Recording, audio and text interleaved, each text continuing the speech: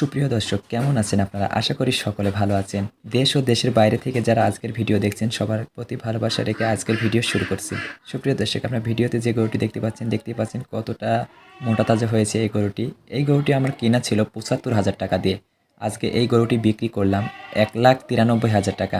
আমাদের বাড়ির পাশে এক কসাই এই গরুটি নিয়েছে, এটা আজকে জবাই করবে। সুপ্রিয় দর্শক, আপনারা দেখতে পাচ্ছেন এটার আনুমানিক ধারণা করেছি ৮ মণ হবে।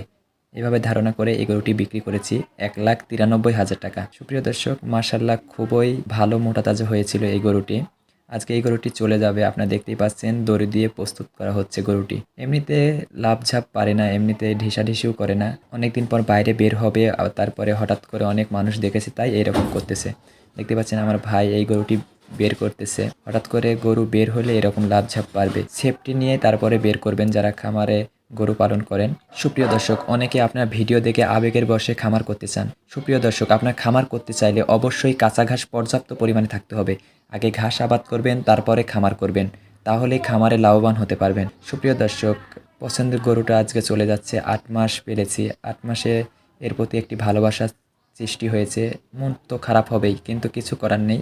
ব্যবসা করতে গেলে এরকম গরু যাবে আসবে, এটাই বাস্তবতা। আর খামারে লাভবান হতে চাইলে অবশ্যই সঠিক গরুটি কিনতে হবে, আপনাকে যাচাই করে গরু কিনতে হবে। কেনার সময় যদি ঠকে গরু কিনেন তাহলে এখান থেকে লাভবান কোনো সময় হতে পারবেন না। গরুটা দেখতেই পাচ্ছেন, গরুটা অনেক মোটা তাজা হয়েছে। আপনারা কমেন্টে জানাবেন কীরকম ওজন হতে পারে এই গরুটি।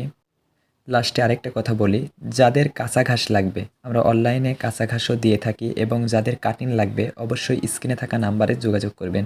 সবাই ভালো থাকবেন। আল্লাহ হাফেজ।